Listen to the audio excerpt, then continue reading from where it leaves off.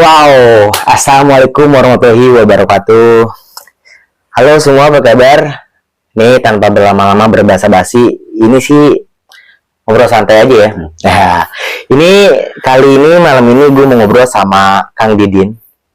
Kang Didin ini adalah seorang suami, seorang ayah, dan seorang pekerja keras. Ya, jadi nanti kita ngobrol-ngobrol dan mungkin juga nanti Kang Didin mau nanya-nanya tentang saya, begitupun sebaliknya saya akan nanya tentang Kang Didin. Oke, apa kabar Kang Didin? Alhamdulillah sehat, Kang Bang. Mantap. Aduh, relax aja nih. Iya. Nggak usah kaku kayak BH baru. Ya. Sambil rokok sambil ngopi, iya.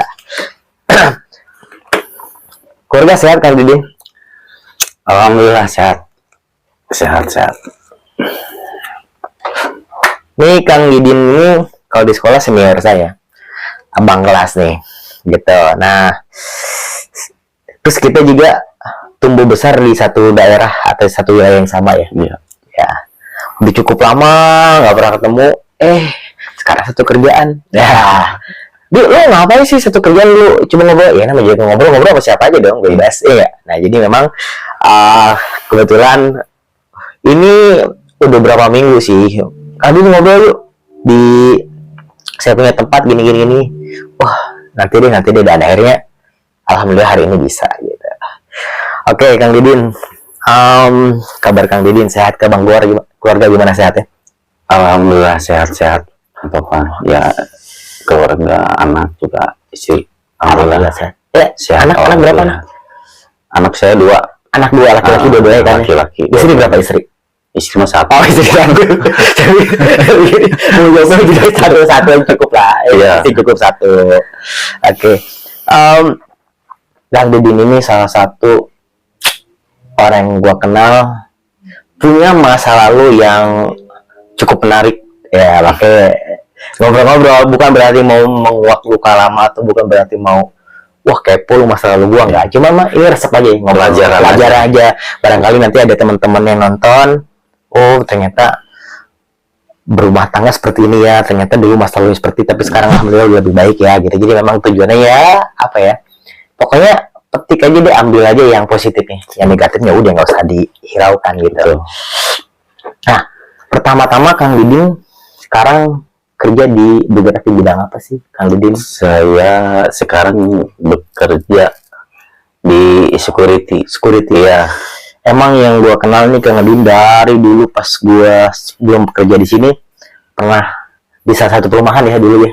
Iya. Ya security perumahan kan. Dulu. Jadi nah sekarang di restoran atau di toko agenda ya. Gitu. Berarti masuk ke security ini udah maksudnya ngejalanin sebagai seorang security berarti udah berapa lama tuh Kang Didin? Kurang lebih dari 10 tahunan dah kawan. 10 tahun yang 10 tahun pula. Ya. Waduh, berarti udah ininya udah tahu harus ngapain aja lah ya. Istilahnya tahap-tahapnya sebagai seorang security itu harus ngapain itu udah paham banget berarti ya.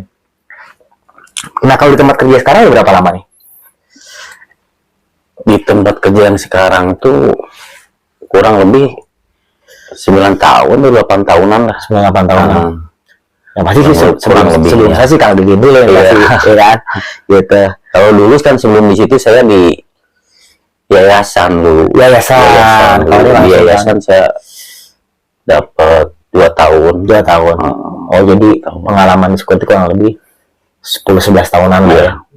11 tahun. Oke. Nah, sebelum itu pernah kerja di bidang lain kah sebelum security?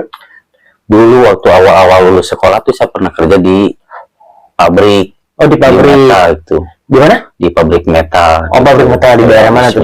Daerah Cibubur. Daerah Cibubur Dulu. Berapa lama di sana? Nggak lama, cuma setahun kali ya. Itu juga keluar masuk. Karena udah mungkin kalau watak orang Sunda itu kan pengennya tuh menutur bujur indung. Oke. Jadi saya nggak betah gitu. Kerja jauh sekarang berangkat subuh pulang seminggu sekali gitu, nggak betah gitu. Itu posisi berarti belum merit dong pas kerja di belum merit. Nah, jadi saya jalanin tuh masuk di situ 6 bulan, masih kontrak dulu kan, masih kontrak 6 bulan. Nah, selama saya bekerja di situ kok ya mungkin ada kagetnya juga gitu kan. Pas biasanya saya ya cuma nongkrong di rumah kan gitu kan, main ke orang tua segala macam. Iya, terus pas bekerja kebagian pas posisinya jauh lagi. Udah gitu, kok kerja tuh kayak begini ya, nyari duit tuh begini amat ya, itu begini amat gitu kan. Nah, gitu kan. Terus saya jalanin, dapat 6 bulan, habis kontrak tuh. Terus perpanjang lagi, masih mau. Nah, setiap hari itu saya kerja tuh nggak nyaman, karena nggak betah karena nggak betah. Aduh, gimana nih? Soalnya kan itu yang bawa, saya kerja tuh yang bawa tuh kakak ipar. Kakak ipar saya kebetulan di situ sebagai supervisor dulunya kan. Sorry saya potong. Kakak ipar berarti udah mulai pacaran sama istri yang sekarang berarti ya? Maka kakak ipar itu maksudnya? Apa kakak ipar dari? Kakak ipar dari kakak saya. Ada lagi. Sorry lagi. Oke. Nah, ini gimana ya? Saya pengen keluar, cuma nggak enak gitu kan sama kakak ipar. Kakak ipar yang masukin gitu kan, udah ngusahain lah, ngusahain kita gitu. Waduh, gimana ya? Saya tuh kan trik saya gimana supaya saya bisa keluar di perusahaan itu, terus ke kakak ipar ngecewain gitu ya. Itu akhirnya itu cara saya kan tiap malam kan yang diingat tuh tiap malam tuh ke kampung minta aja. Jadi nggak bisa tidur, kerja juga udah ngomong gitu. Saya ingatnya kadang kalau dulu kan kebetulan saya tuh anak bungsu gitu kan, Bapak. Tahu saya masih gede aja, kadang tidur masih sama ibu dikelonin gitu, gitu ya, nyaman gitu. Bungsu tuh manja. Sekarang hidup mau kerja jauh, terus kita ngontrak, biasa ada tidur, kita ada ibu kita gitu kan. Tiba-tiba aduh. Terus saya jalanin, semakin hari semakin ini, waduh saya gimana ya ini. Udah ngerasa ini aja, udah nggak betah banget itu pas. Nah, pada suatu hari tuh saya kan bilang ke temen, saya kurang enak badan, saya sakit gitu kan, saya nggak masuk dulu. Saya diam di kontrakan pada saat itu.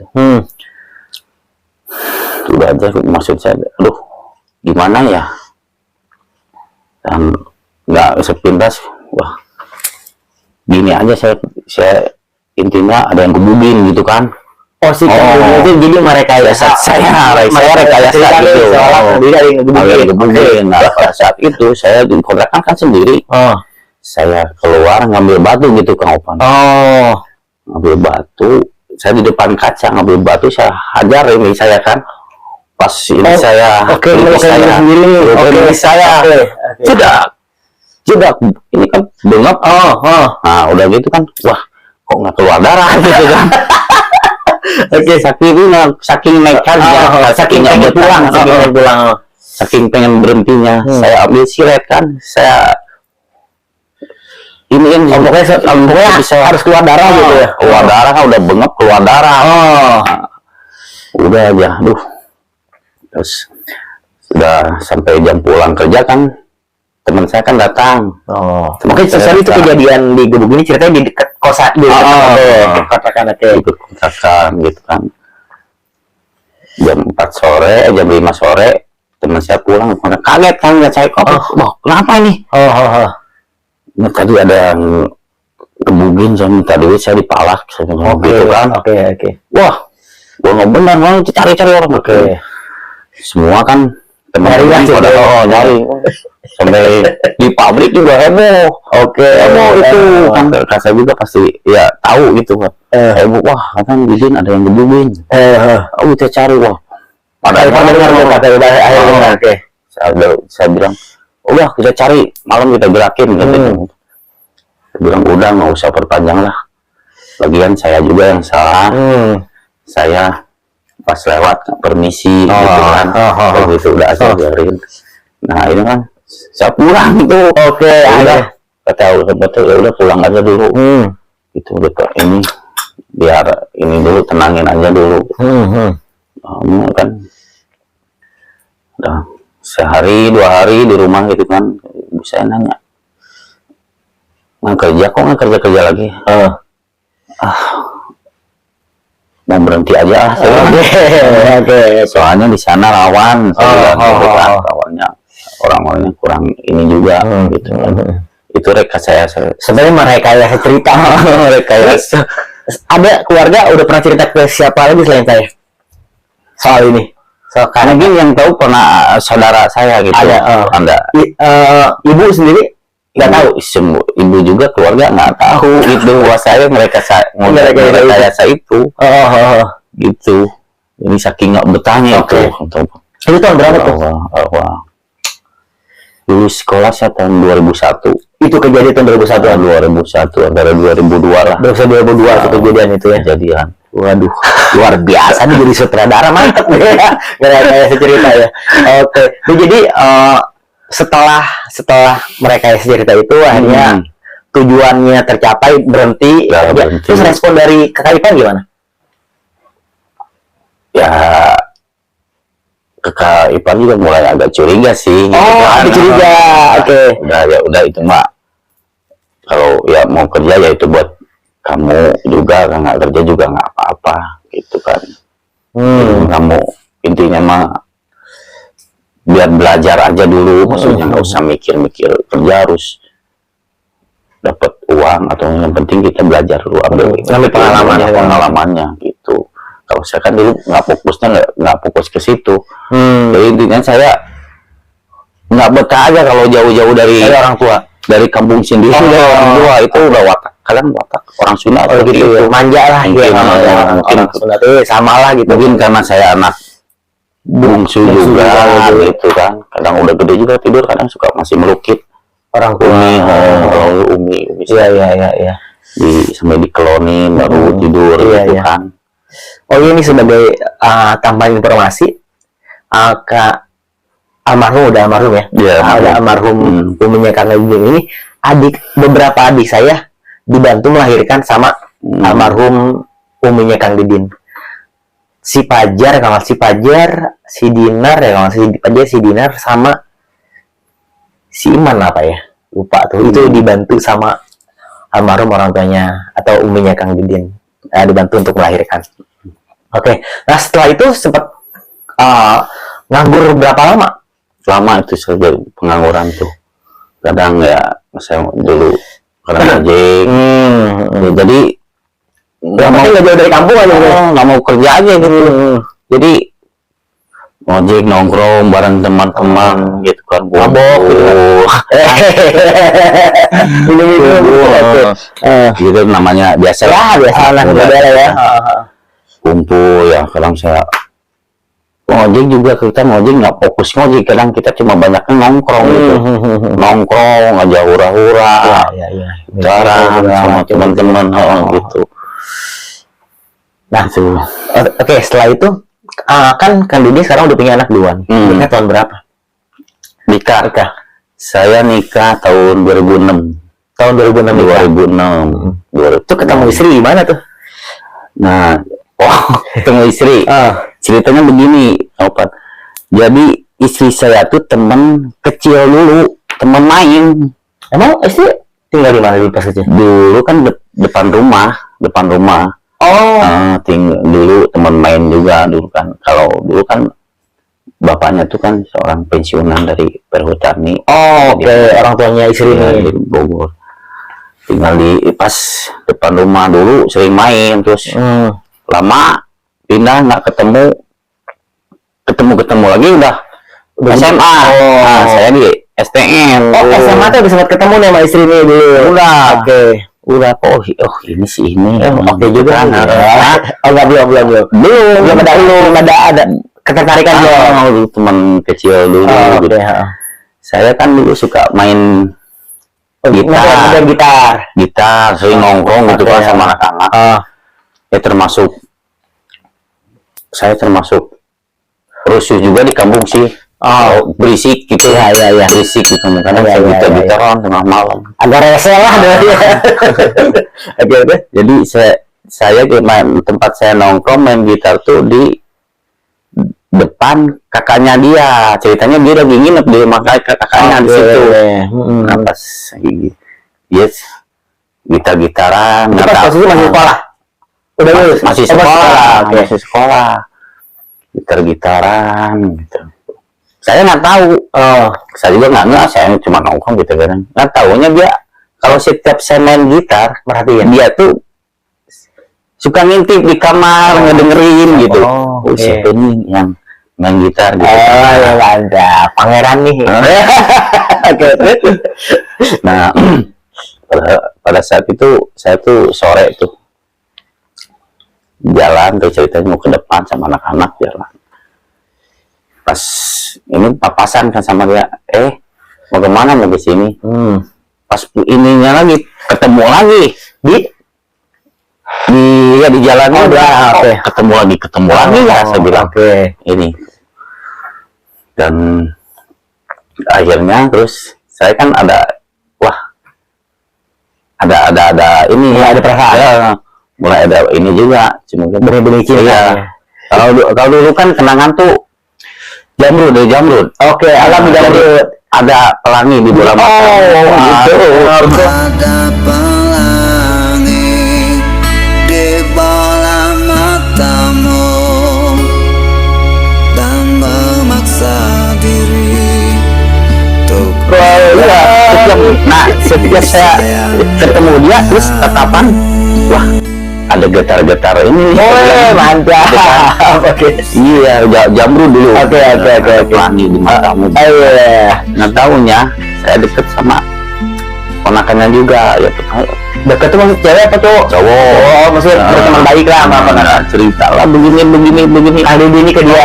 Apa sih yang cerita maksudnya? Kalau setiap saya main gitar, istri suka ngedengerin, gitu. Ya udah pada saat itu saya juga ya mungkin saya juga ada respon juga ya saya jadian lah kita lah lama itu pas sekolah. Pas sekolah Pas sekolah ada sempat pacaran ya sama istri. Iya, dari zaman sekolah itu dari istri saya SMA, saya di STM. Mau udah pacaran nih? Pacaran. Nah kan rumah saya depannya rumah dianya gitu. Jadi setiap mau berangkat pagi saya ngintip dulu. Udah kelihatan jalan belum? Wah udah mau jalan nih. Saya langsung duluan di jalan. Bareng gitu kan. Terus sampai lulus. Terus sampai istri juga pernah kerja. Ya, saya antar jemput terus. Saya pada saat itu belum berani main ke rumahnya gitu kan. Itu sampai lulusnya sampai lulus ya terus berlanjut. Nah, putus nyambung lah biasa kali ya? Nggak apa kalau putus nyambung enggak. Itu mau hubungan ada berantem dikit biasa gitu. Jadi sama istri itu pacaran dari SMA, berarti tahun 2000-an awal dong berarti. Saya pacaran sama istri itu 5 tahun dari tahun 2000 apa? Ya. Dari tahun 2000 sampai 2006-an lah ya. Lumayan juga pacaran lama-lama kan kedua orang tua baik dari istri dari orang tua pribadi saya juga sama tahu bahwa anak ini pacaran nih. Gitu kan. Terus saya beraniin diri main ke rumahnya. Ya pada saat itu kan masih nganggur. Gitu kan. Tapi tahun 2006 posisi lagi nganggur apa udah kerja pas merit?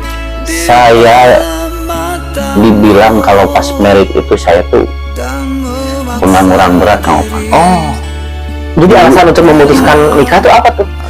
Begini saya tuh nikah Jadi almarhum ibu saya kan, bapak saya kan udah nggak ada, jadi yang ada cuma sebelah, jadi almarhum ibu saya aja. Jadi ibu saya tahu, ya istri saya juga sering main ke rumah. Ya, jadi pengen, namanya orang tua ya pengen selamat lah intinya gitu kan, menghindari. Jadi pas itu ibu saya ngomong begini, udah ntar mau nandain. Nah itu ada yang ngejejehkan ke itu kakak perempuan saya gitu kan, mau nandain patunangan, kasih cincin. Itu pada saat itu saya tuh posisi nganggur, Gak punya pekerjaan tetap. uang buat teropos saya aja nggak punya gitu kan, apalagi buat itu. Ya udah, antar keluarga saya ngumpulin, datang ke rumahnya bahwa kita nandain. Nandain ya udah diterima dengan baik sama keluarga istri juga. Nah nggak lama saya posisi, nggak selang berapa tahun, ibu saya kan dia selalu bilang gini, mumpung masih ada Umi, Selalu dicoba sana. Umi pengen ngeliat, pengen ngurus kamu dulu. Saya bingung, sedangkan pada saat itu saya nggak punya pekerjaan tetap, saya masih labil lah, masih suka nongkrong sama teman-teman gitu kan, begadang. Waduh gimana ya, jadi semua tuh nikah saya 10.000 juga nggak punya uang patokan. Pada saat nikah tuh nggak siap secara finansial, nggak siap.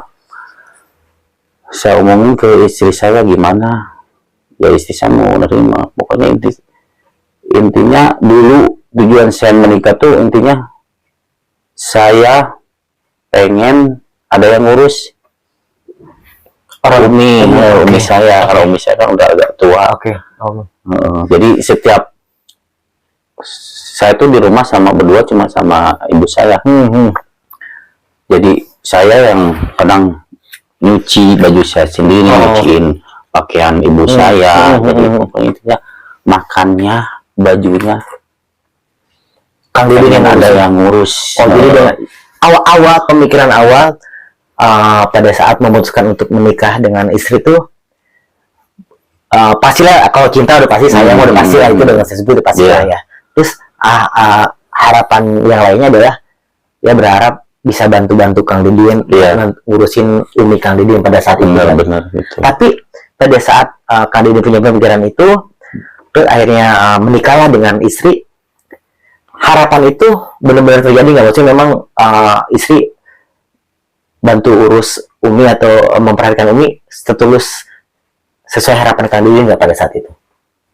Ya alhamdulillah sih, alhamdulillah sesuai harapan saya. Jadi saya tenang, cuman ya pada saat itu kan mungkin saya posisi masih nganggur. Dari sudah menikah juga saya kan kadang makan sama orang tua. Masih ya. Gitu kan, karena saya terus sama punten Kang Didin. Jadi kan memang tadi Kang Didin belum punya pekerjaan tetap pada saat itu, belum ada pendapatan yang tetap pada saat baru menikah. Dan tadi juga istilahnya bisa dibilang ikut numpang makan pun mungkin sama Umi gitu ya. Nah, itu kalau boleh tahu sumber pendapatan dari Umi itu dari mana tuh pada saat itu? Kalau Umi saya kan dulu tuh Paraji teh ya. Tahu saya. Sunama Maberang, ya. Bidan kampung lah. Betul. Ya banyak dulu. Ibu saya tuh pasiennya banyak juga. Tahu saya. Terus terang famous banget, terkenal banget tuh almarhum. Saya nyebutnya Ma Titi gitu. Iya. Saya jadi memang nyebutnya gitu. Saya jadi memang terkenal sampai bidan-bidan yang udah punya legalitas juga minta bantuan. Ya berkat jasa dari Umi saya tuh cuma saya dari keluarga yang lahir di rumah sakit. Itu yang ini semua Paraji di rumahan. Itu saya berkat dia, mungkin karena jasa almarhum ibu juga. Saya lahir di rumah sakit,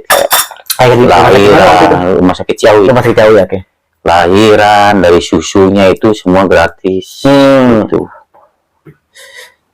Jadi memang, nah saya kalau menghindari ceritanya Kang Didin kan, Kang Didin sosok anak bungsu yang manja banget gitu ya, terus nggak bisa jauh dari Umi. Menurut Kang Didin, bukan bermaksud mau melo-melo sedih-sedihan ya, punten sebelum menjadi sosok seperti apa sih di mata Kang Didin almarhum Umi Matitin? Umi ini bukan cuma sekedar yang melahirkan, tapi benar Umi ini sebagai, kalau saya menganggap Umi itu sebagai malaikat saya. Ya, setuju ya. Seorang malaikat, dia nggak kenal pamrih.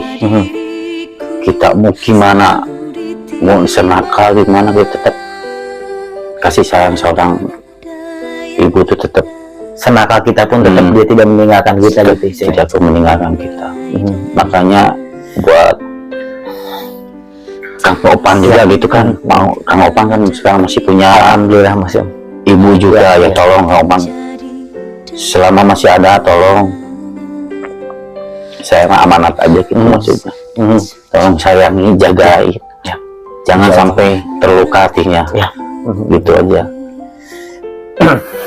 Terus sama ada nggak istilahnya bukan penyesalan ya, sesuatu hal yang belum dilakoni atau sesuatu hal yang belum pernah diberikan, tapi Kang Didin teh kalau sekarang sosok Umi masih ada, hal apa yang belum pernah dilakukan tapi pengen dilakukan kalau ada gitu, apa tuh? Mungkin pengen, intinya semua juga intinya pasti dia pengen ngebahagiain orang tua gitu ya. Dan pada semenjak masih hidup dan sampai sekarang juga saya belum bisa membahagiakan orang tua gitu. Tapi saya yakin almarhum Umi Kang Didin sangat bahagia memiliki anak.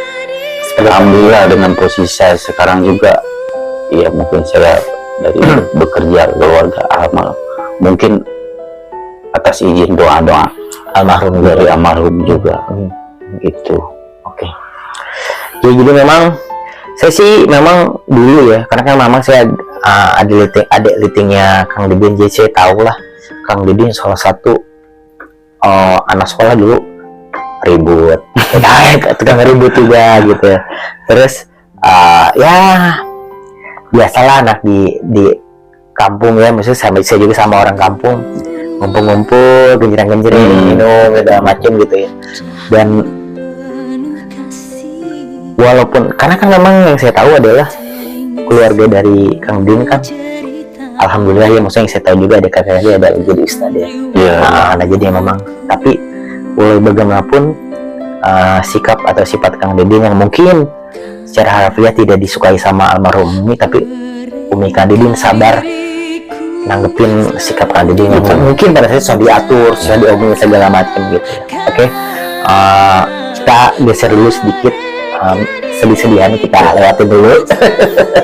Oke. Nah, itu kan tadi tahun 2006 ya, anak pertama lahir tahun berapa? Anak pertama tuh lahir di 2007. Anak kalian laki-laki kan? Laki-laki. Dua-duanya ya. Yang pertama umur berarti 2007, 15 tahun ya? 15 tahun. Sekarang sekolah kelas 3 SMP. Ya. Kelas 3 SMP, sekolah di mana dia sekarang? Di negeri 17 sana. Oh, di Warung Nangka ya? Warung Nangka. Adik saya dulu di sana. Ya. Nah, kan pasti yang namanya rumah tangga, ya saya juga ngalamin lah, isinya ada cekcok, ada selisih paham, ada. Menurut saya ada beberapa kalau disebut permasalahan adalah kalau di dalam rumah tangga yang permasalahan mungkin ya ekonomi itu biasanya ya. Ekonomi satu, kedua mungkin campur tangan orang tua, salah pahaman. Jadi mungkin orang tua, pasti namanya orang tua kan menangin anaknya walaupun dimanapun gitu. Nah yang ketiga mungkin salah satunya perselingkuhan gitu misalkan gitu. Nah dari 3 poin itu, kalau masalah ekonomi Kang Didin pernah nggak ngalamin yang sampai ribut besar masalah ekonomi, pernah nggak? Kalau untuk ekonomi, alhamdulillah istri saya nerima saya gitu kan pada Sabar lah gitu. sabar. Ya. Oh, support kemudian. Support, nggak nuntut Yang macam-macam harus gitu. ini harus pengen ini pengen itu enggak. Dan ya waktu saya nikah itu kan punya anak itu saya tuh masih bangor gitu Kang Opan. Pada saat nikah pun Iya, sudah nikah pun masih bangor. bangor. Bangor dalam arti bangor yang gimana nih? Ya bangor ya nongkrong, ngomong. Ini masih ya, tetap jalan. Ya itulah. Oke. Jadi saya pikir kan memang ada beberapa orang yang setelah nikah ninggalin itu semua, tapi kan dia masih tetap ngejalanin itu ya. Nongkrong, minum masih tetap ya. Iya. Jadi si sabar itu tuh. Jadi Isinya kan Didin ya. ini anak yang pertama, waktu menenung anak yang pertama ini dibilang saya bersalah, sampai sekarang dia sangat berdosa, ya berdosa sangat baik sama istri, sama anak, sama keluarga juga. Itu Dosa apa yang pernah dilakuin sama Kang Didin?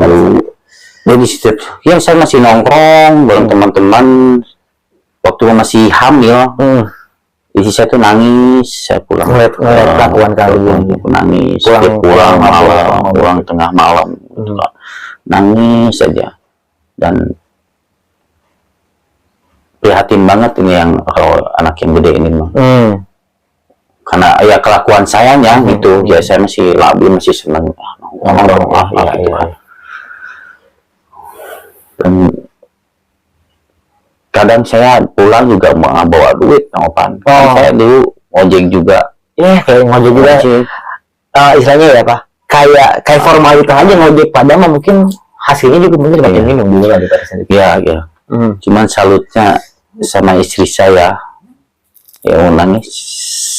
Saya pernah sampai ini mah ya bukan ini juga ya. Ini mah cerita pengalaman aja, prihatin banget. Oke. Saya tuh dapat duit cuma 5.000 perak. 5.000 perak. Oke. Karena ngojek juga ya. Mungkin ngojek kalau ngojek jujur mah mungkin Lebih dari itu lumayan dong, gitu. pasti lebih dari itu dong.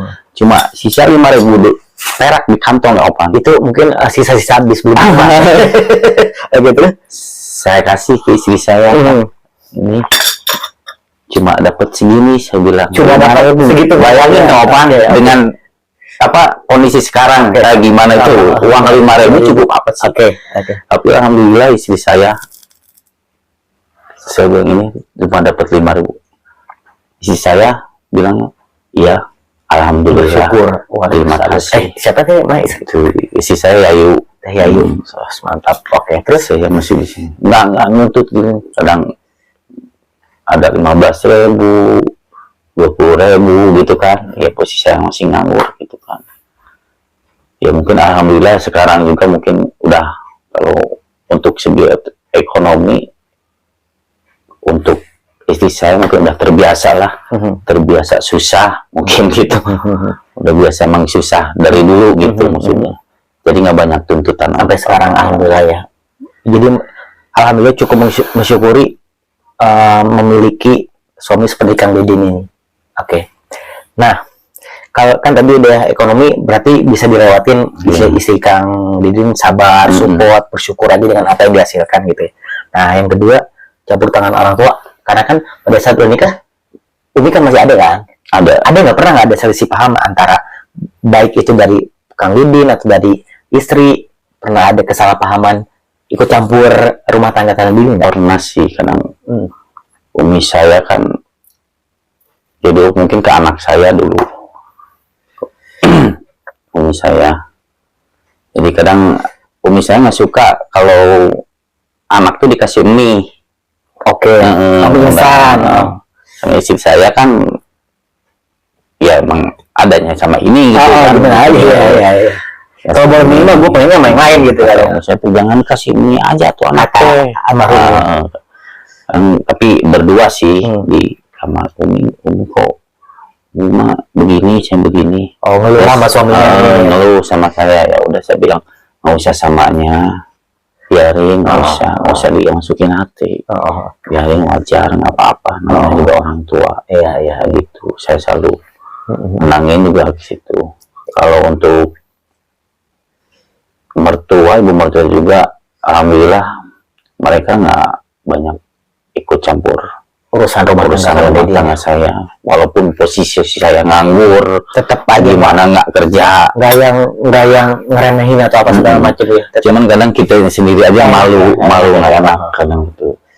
Jadi sempat juga kan saya tinggal di rumah mertua, sempat juga tinggal di mertua. Jadi kalau pengen makan, pengen kayak itu ngintip dulu gitu, udah tidur dulu, nggak tahu sebenarnya nggak apa-apa sih, Cuma kitanya yang kitanya aja. Cuman kadang ngerokok juga nih dari mertua laki-laki, dikasih ke anak, kasihin ke ayah, kasihin. Oh jadi ngasihnya ke anak gitu. Kadang ngerokok juga banyak, ya kadang minta sama mertua pada saat itu. kadang sengaja dianterin. Oh seperhatian itu tuh mertua ya. Mertua alhamdulillah. Kan kamu masih lengkap mertua. Mertua juga tinggal sebelah, sekarang tinggal ibu. Oh jadi yang mertua laki-laki udah meninggal. Marhum. Jadi ya ada gesekan-gesekan antar mertua dan menantu juga pernah ngalamin ya. Nah, ini yang terakhir, ini boleh dijawab boleh enggak itu? Karena kan Kang Didin punya privacy ya. Ya mengenai kekecewaan atau pengkhianatan terhadap pasangan, pernah nggak Kang Didin mengkhianati istri Kang Didin pada saat sudah menikah? Boleh cerita boleh nggak? Kalau nggak mau skip aja nggak apa-apa. Ya. Kalau ini masih saya bukan untuk mengulas atau mengorek masa lalu juga ya. Tapi ini saya cuma sebagai pelajaran buat pribadi saya, buat nanti mungkin teman-teman, buat saya juga mengalami gitu juga. Pernah dulu saya. Pernah? Iya, pernah dulu. Oke. Sampai mau itu dong dia kan naik itu. Oh iya. Kesalahan paling fatal dong itu. Oh ya, kesalahan paling fatal banget itu. Dan ya, dan jangan sampai terulang lah. Dan jangan sampai juga buat pelajaran buat teman-temannya sampai diikutin kayak gini. Oh dia sempat masih mengkhianati istri pada saat itu. Dan ketahuan, satu ketahuan, kedua juga dari omongan sana sini, macam gitu. Sampai ke telinga istri gitu. Biasalah namanya orang gitu kan. Pernah dulu, saya pas bayangin kau Pan, bulan puasa, kalau di kita tuh kan munggahan. Sekarang munggahan kita besoknya puasa kan besoknya kan bukan munggahan, kalau besoknya mau lebaran tuh. Oh ini apa tes takbiran? Iya malam takbir. Iya. Malamnya mau malam takbir. Pagi istri saya nggak ada. Nggak adanya ke? Saya pas bangun tidur itu. Kemana? Pas bangun tidur. Dia pulang karena kecewa itu. Saya udah tahu dah saya borok-boroknya kena borok saya atau saya udah nggak kuat mungkin ya. Tapi sorry, sebelum malam takbiran itu terjadi emang sempat ada perselisihan. Malamnya cekcok dulu. Iya, ketahuan cekcok dulu. Biasa saya tidur, pulang malam tidur ya, maksudnya cekcok tidur, paginya saya pada nggak ada, sepi gitu kan. Itu baru anak pertama tuh. Saya tanya ibu saya, kemana? Dah, itu emang nggak ngomong. Tadi bilangnya cuma mau ke mama katanya. Oh udah kok. Ambil tungguin kok nggak bangunin ya? Kok ngomong-ngomong gitu kan? Tungguin sampai sore ngomong, kok nggak ada pulang-pulang. Dulu handphone kan udah kayak sekarang. Iya, dulu handphone susah kan. Agak-agak susah juga buat komunikasi. Terus kemana itu istri? Ya udah ketahuan saya tuh. Ketahuan borok saya gimana, kelakuan saya tuh gimana, gitu. Anak saya tuh dibawa gitu kan. Dibawa kemana? Pada umuran waktu itu seumur 3 bulanan dah. Masih bayi banget. Masih bayi. Waduh, saya bilang. Itu dibawa kemana kan? Ke rumah ibunya dipulang. Kan depan rumah ibunya ibunya nggak tinggal di situ ya? Udah nggak tinggal di situ. Udah agak jauh lah. Di daerah ini nih, Balai Emas itu. Akhirnya ke situ tuh. Oke. Pulang. Akhirnya tadi nyamperin ke rumah mertua nggak? Banyak. Enggak, saya biarin aja gitu kan. mungkin udah tahu gitu kan, mungkin wah cerita nih pasti Iya, orang tua nih iya. kelakuan saya gitu. Iya. Wah, Ini perasaan apa pada saat kan cocok nih Kang Dudung? Pasti merasa bersalah nggak?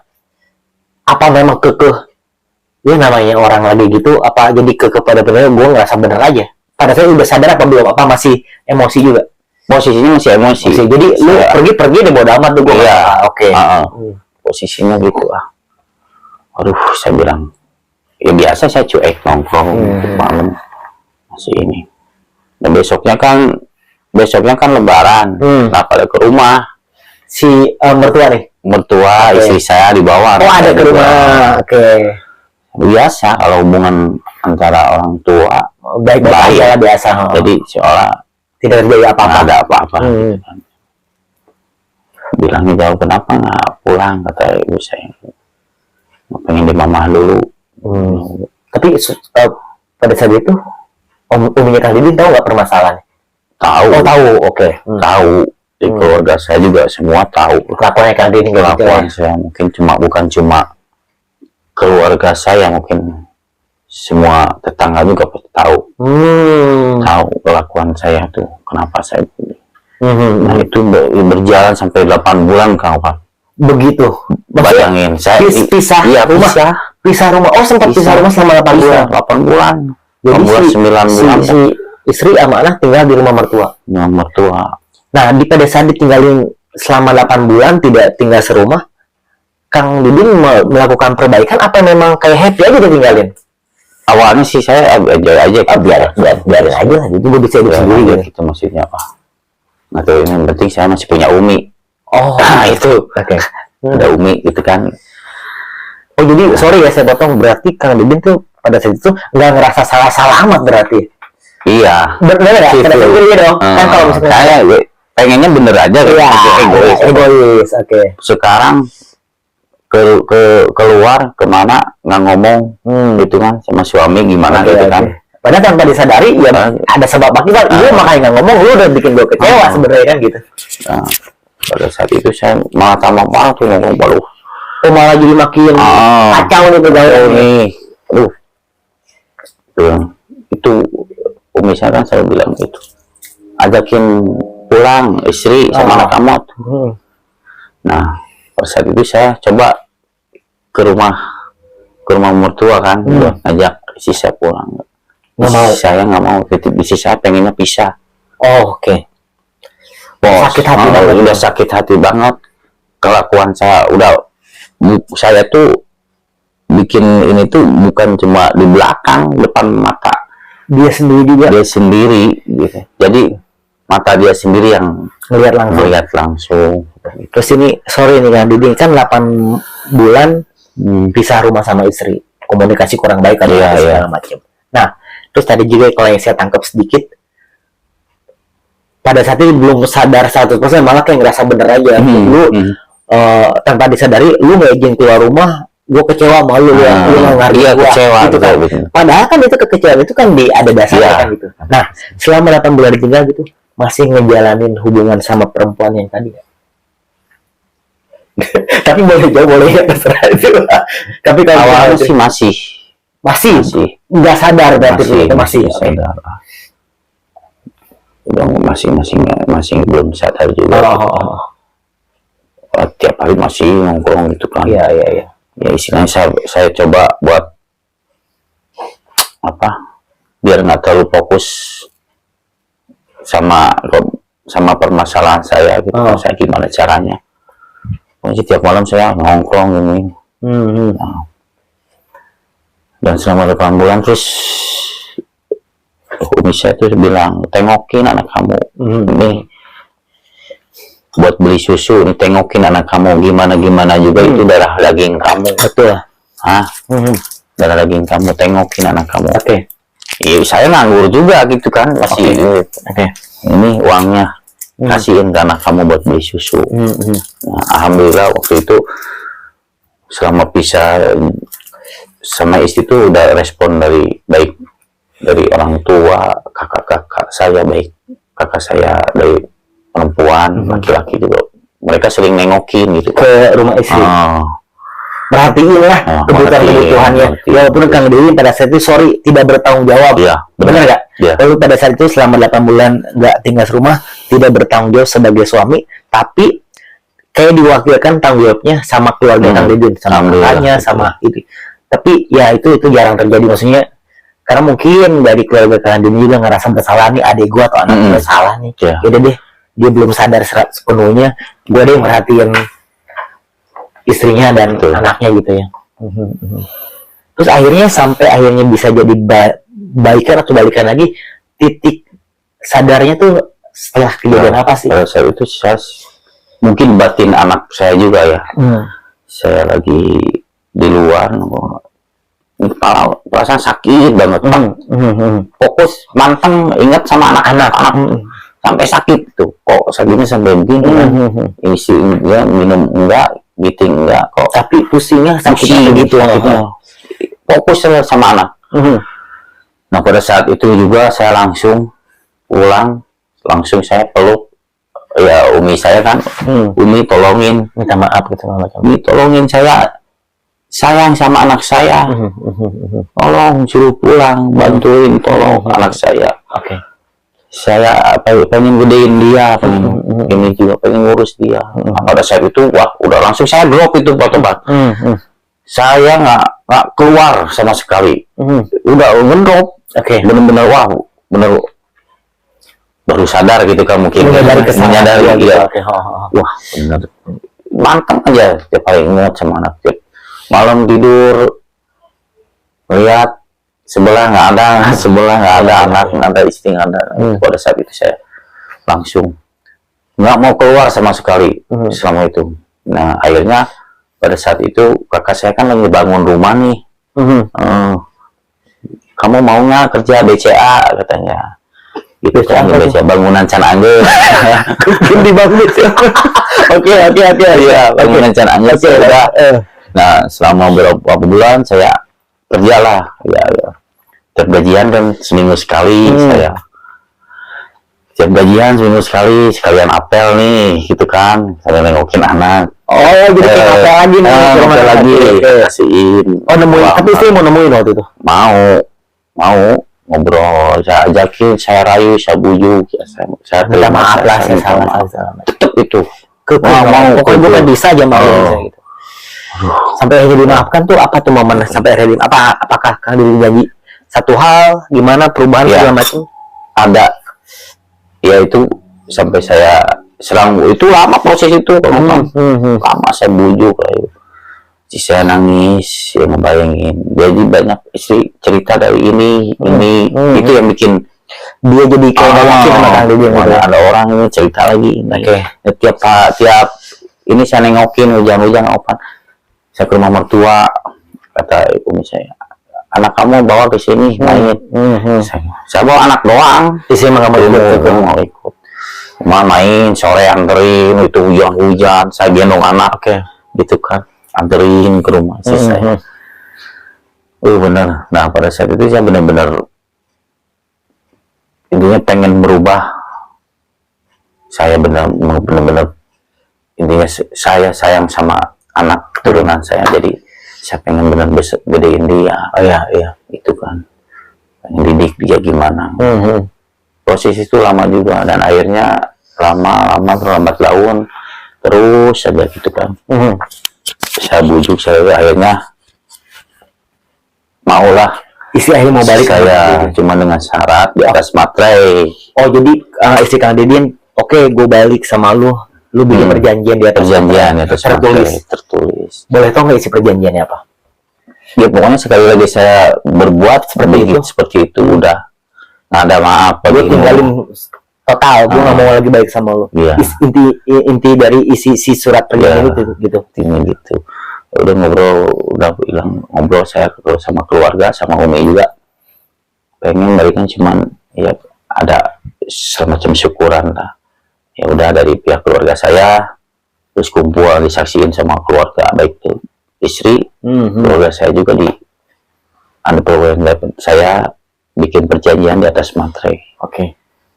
Itu dan Jadi alhamdulillah istri jadi mau sampai sekarang rumah tangga adem ayem aja ya, tapi cekcok dikit biasa lah gitu ya. cekcok ya Biasa lah, dikit biasa kesalahpahaman lah. soal anak pas segala macam kan biasanya gitu. gitu. Tapi Kang Didin setelah dimaafkan sama istri, bikin perjanjian di atas mentari segala macam, udah nggak pernah ngelakuin hal-hal yang seperti itu lagi dong. Hal-hal dalam arti maksudnya ya mendua atau mengkhianati lagi. Enggak. Tapi kalau Alhamdulillah. ya, tapi kalau mungkin kalau ya kayak ngangetin badan mah ya itu mah biasa lah ya. Maksudnya tapi kalau pengkhianatan mah itu terakhir, Iya. sekali dan terakhir. Intinya begini sih, ya pelajaran mungkin pengalaman buat saya. Kalau namanya istri,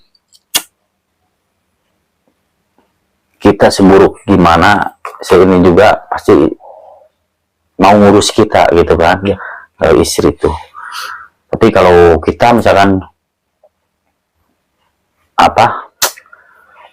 cewek lain misalkan kita sampai ini lagi, mungkin belum tentu Belum tentu dia mau ngurus kita segala. Iya, baik dari nerima kita apa adanya. Iya. Itu sekarang fokus ya sekarang mah ke keluarga aja gitu. Fokus lebih banyak Iya, ke keluarga. Punya rezeki Paling- sedikit-sedikit juga tetap kita mah buat keluarga ngelakuin itu semuanya. Alhamdulillah. Seperti yang Kang Didi sampaikan, memang juga saya juga pernah dapat wejangan dari salah satu dia owner ya, salah satu pemilik restoran. Dia juga salah satu pendeta. Silakan Kang Didi, pendeta. Jadi memang dia ngasih, karena kan memang dia mungkin suka khotbah segala macam, terus akhirnya suka pernah ngobrol. Karena memang juga dia sosok family man dan sosok yang setia gitu menurut saya pada saat itu kepada istrinya. Dan si owner sekaligus pendeta itu ngomong gini ke saya mau sharing pengalaman hidup saya gitu. Seburuk apapun kamu, sebaik apapun kamu tetap harus istilahnya berpangku atau mengabdikan diri kamu kepada pasangan kamu, baik itu istri atau si suami gitu. Kenapa alasannya?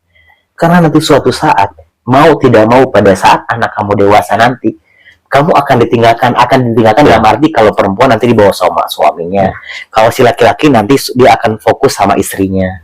Kamu nanti hidup sama siapa kalau bukan sama pasangan kamu? Iya, betul. Nanti pada saat kamu tua, mau si istri mau si perempuan, pada saat kalian tua, yang ngurus si pasangan kalian gitu. Kalian nggak bisa ngandelin anak-anak kalian. Di situ juga mulai mikir, waduh, dalam nih bener juga gitu.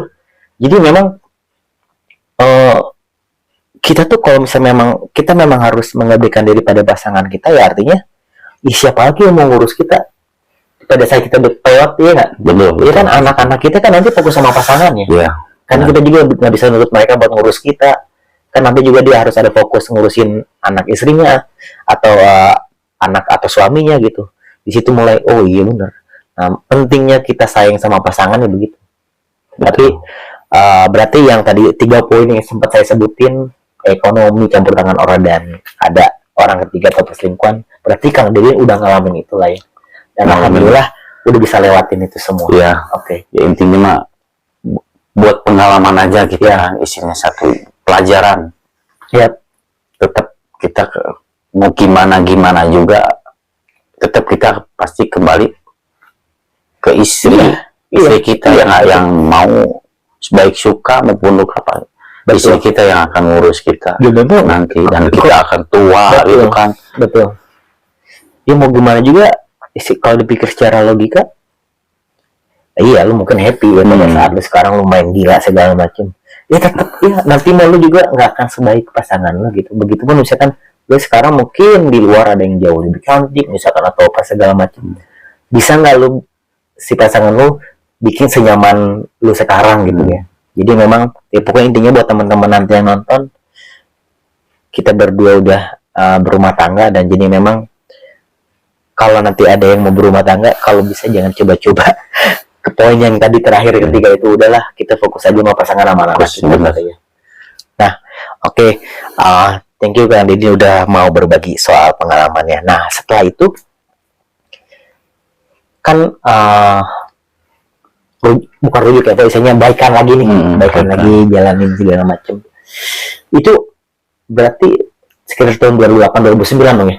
Iya. Ya, gitu ya. Nah itu pada saat udah baikan kan tadi sempat kerja BCA itu ya. Nah setelah itu kerja di mana lagi? Saya mau pada saat itu saya masih nganggur juga. Mau ngojek lagi nggak boleh. Karena khawatir kejadian lagi. Gitu kan. Nah, saya di rumah aja gitu. Aduh. Tiap hari. Kadang istri saya ya mungkin ngomong ayah kita tuh harus emang mau kayak gini terus. Kita harus kita harus ngandelin orang tua terus. Iya. Malu gitu kan. Satu malu ya, kedua juga gimana ya untuk masa depan anak ya bisa kan? Saya juga intinya ya saya bukan nggak mau kerja gitu. Pada saat itu saya masih lagi berusaha gitu kan, sampai Umi saya juga bilang, kamu gimana kalau kamu udah nggak ada Umi, kamu masih makan anak istri kamu gitu. Nah, pada saat itu adalah saudara ke rumah jadi di sapam. Nah, mau nggak kerja di yayasan begini. Ya udah, saya cerita sama Umi saya mau ngajakin kerja, ya udah sangat mendukung gitu kan, dari orang tua dukung, ya ini harus dibeli ini ya udah, masuklah saya yayasan itu. Pada saat itu awal saya dulu belum tetap, masih nge-backup yang kosong, kosong saya terus jalan sampai saya kerja pagi lagi gitu kan, pagi 24 jam saya. Nah, terus saya penempatan nih di daerah Pasar Anyar. Dulu sempat ditempatin di sana. Gitu kan, dapat tetap gitu kan. Di situ dapat 2 tahun. 2 tahun. Nah, ketemulah semenjak di situ ketemulah sama koordinator ya. Nawarin juga nawarin kerjaan. Mau nggak? Ada yang mau jadi security nggak? Di mana? Di tempatku bekerja. Di mana tuh? Ya di tempat kerjaan sekarang. Saya aja tuh. Emang kamu yakin mau keluar? Jadi juga ada betah di yayasan, di outsourcing. Satu itu, kedua kerjaannya saya malam terus. Jadi nggak ada pagi gitu, malam terus. Jadi setiap malam tuh istri sama anak saya tuh kadang anak saya bilang, kok ayah nggak pernah tidur sama kita gitu ya, gitu kan. Nah, kebetulan nawarin, ya udah saya temuin pimpinan terus ya alhamdulillah saya terima. Nah itu yang bos sana tetap mempertahankan saya. Kenapa kamu nggak ada masalah kan? Enggak, saya cuma ada kerjaan yang beda inilah gitu. Karena mereka juga udah tahu saya, udah percaya juga sama saya. Sampai kalau kamu misalkan nggak betah di tempat kerjaan kamu yang sekarang, kamu pindah lagi. Masih bisa menerima gitu kalau kamu ngomong aja. Nah, pada saat itu nelfonin, berarti kamu balik lagi ke sini. Nggak usah pakai yayasan, udah kamu di sini aja. Itu jadi setiap hari itu kadang jadi masalah duit, urusan saya suruh bayar ini, urusin mobil, pajak apa, saya disuruh dipercayain.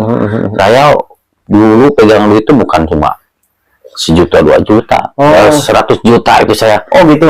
Dikira iya. Udah saking percayanya makanya pada saat itu saya alhamdulillah. Dan paginya saya kasih ya uang, nggak ada ini. Ya makanya percaya, makanya dia masih mau mempertahankan saya seperti itu mungkin. Gitu. Jadi akhirnya pindahlah ke tempat kerja sekarang terakhir gitu. Berarti di tempat kerja sekarang udah 9 tahunan dong ya? Iya. Udah cukup lama ya? Alhamdulillah gitu kan. Ya dijalani sambil dinikmati aja gitu kan. Alhamdulillah gitu. Terus ini nggak, Kang Didin, harapan-harapan ke depannya buat keluarga kecil Kang Didin, apa sih harapan-harapan yang pengen dilakukan buat anak dan istri ke depannya? Ya intinya berusaha pengen lebih baik lagi ya, terutama buat saya pribadi. Oke. Iya mungkin kalaupun memang saya ada hilap apa, tolong diingatkan. Oke. Tolong selalu saling mengingatkan. Kadang kalau saya sekarang juga pulang nih malam, tengah malam, saya ya intinya kan kalau ini kan jelas pulang kerja kadang kan, kadang pulang pagi lagi itu. Kadang saya selalu kalau pulang malam selalu yang saya lihat, kadang tengok kamar anak, anak udah pada tidur gitu kan, jadi nyaman, tenang gitu kan, tenang aja. Kalau sekarang tuh lebih fokus, kalau untuk sekarang fokus ya untuk keluarga lah, ya, kebaikan keluarga buat masa depan anak ke depannya pengen lebih baik lagi buat memberikan yang terbaik buat anak dan istri gitu ya. Nah, ini nggak, kalau boleh tahu dan kalau ada nggak satu hal yang pengen diberikan ke istri, pengen membahagiakan istri dengan cara ini nih, kan pasti ada angan-angan sebagai suami nih, kayak gue pengen ngasih sesuatu sama istri, ada nggak kepikiran kayak gitu? Ya intinya buat pasangan, intinya jangan pernah ngecewain lah. Intinya bikin dia senyaman mungkin, bikin dia percaya bahwa kita tuh bukan yang dulu, bahwa saya tuh bukan yang dulu, bahwa saya bukan orang yang seorang Didin yang dulu lagi, ya, yang beragadulan, yang kacau lah sekarang tuh, bahwa saya tuh sekarang sebagai bapak yang sayang sama keluarga, sayang sama anak, sayang sama istri. Ya. Kang Didin kayaknya sih kalau saya perhatiin bukan salah satu seorang suami yang romantis ya. Romantis tapi cuman kadang saya malu kadang saya kalau berdua juga nih sama istri nih. Kalau istri kan kalau lagi manja iya, kalau istri kan iya doang iya Cin suka bercanda dia. Bini kan pengennya begitu. Saya tuh ngucap dari mulut saya iya Cin, iya cinta, iya. Cuman saya kadang tanggung gitu ya, apalagi kalau di depan dia kan, iya jangan gitu tuh bilangnya, iya Cin, sambil dia natap kita kan, malu. Sebenarnya sih tipe romantis ya, cuman mengungkapkannya kayak malu atau apa gitu. Nggak ini. Nah sekarang dikasih kesempatan buat ngomong sayang ke istri, silakan. Cuek aja, cuma kita berdua. Paling nanti ada yang nonton nggak apa-apa. Iya. Paling buat istri saya, ya istrinya sekarang ini ayah ini nggak seperti yang dulu, dan ayah sudah alhamdulillah sudah bisa merubah ya mungkin masa-masa lalu. Pokoknya intinya kita saling mengingatkan, saling percaya aja. Manggil ke istri apa? Ibu. Coba ngomong sayang dong sama. Ya ibu, ayah sayang sama ibu. Ayah sayang sama ibu. 사랑해요 고마워요 따뜻하게 나를 안아줘 이 사랑 때문에 나는 살 수 Ya oke, Teh Yayu ya. Teh Yayu ini suaminya Kang Didin. Bukan dipaksa ya, saya beri kesempatan buat nyampein rasa sayang sama Teh Yayu nih, dan akhirnya keluar juga tuh ya. Tapi istri sih lebih sukanya dibilangnya gitu satu, iya cinta. Kayak gitu. 사랑해요 고마워요 따뜻하게 나를 안아줘 이 사랑 때문에 나는 살 수 Ya, gitu senang mendengar gitu aja. Senang. Emang Kang Didin nggak pernah nyampein itu, pakai dia kayak udah, kadang saya sambil malu-malu saya bilang gitu, cuman nggak mau ngelihat dia. Dia kayak pacaran aja biasa juga ya. Malu. Oke. Malu gitu. Jadi Kang Didin berarti bersyukur banget lah punya pasangan seperti Alhamdulillah istri sekarang, bersyukur. Belum tentu kalau nanti mungkin kalau bukan Teh Ayu istrinya, belum tentu sekarang juga Kak Dede masih jadi seorang suami. Belum tentu mau menerima saya juga apa adanya. Oke, cukup menarik dan sangat menarik malah ya obrolan kita Kang Dede. Tadi harapan kedepannya udah disampaikan juga. Terus ada kata-kata atau pesan-pesan buat anak harus seperti apa sebagai seorang laki-laki? Intinya buat anak ya mungkin sebagai ayah mungkin harus bertanggung jawab lah. Baik itu bertanggung jawab sama diri sendiri, sama orang lain, sama pekerjaan. Terbaik lah. Lakukan hal yang terbaik. Jadi bukan berarti kamu yang harus baik, kamu yang terbaik, tapi lakukan yang terbaik ya. Baik buat diri kamu, buat orang lain juga. Oke, Kang Dede, terima kasih banyak sudah mampir ke ruangan sempit saya. Sama-sama. Udah sharing-sharing masalah kehidupan, masalah rumah tangga, masalah permasalahan yang sangat sulit di dalam rumah tangganya. Itu juga buat bahan pelajaran juga buat saya. Kapan-kapan kita ngobrol lagi. Siap. Seru ini ngomongin permasalahan rumah tangga Kang Dede, kehidupan Kang Dede. Jadi kedepannya kalau memang kita ada kesempatan, ada umur panjang, insya Allah nanti kita ngobrol-ngobrol. Amin. Ya, sekali lagi terima kasih banyak sudah mampir, sudah ngobrol bareng, sudah ngopi bareng dengan Kang Opan. Sama-sama. Ya, Kang Dede terima kasih. Siap. Oke, guys, gitu aja. Ini pengalaman buat saya pribadi, pengalaman juga buat nantinya buat teman-teman. Ambil sisi positifnya, buang sisi negatifnya. Pokoknya kita maksud dan tujuan ngobrol ini ngobrol-ngobrol santai, sharing, berbagi pengalaman, tidak ada bermaksud menjatuhkan siapapun atau tidak bermaksud untuk menguak atau mengulik lagi masa-masa lalu. Tapi memang tujuannya untuk sharing aja dan mudah-mudahan ada kebaikan di obrolan kita ini. Oke, jangan lupa buat teman-teman subscriber Wakungan Kang Opan, di like, di share, dan jangan lupa tonton sampai habis dari awal sampai akhir. Ini seru nih obrolannya. Oke, wassalamualaikum warahmatullahi wabarakatuh.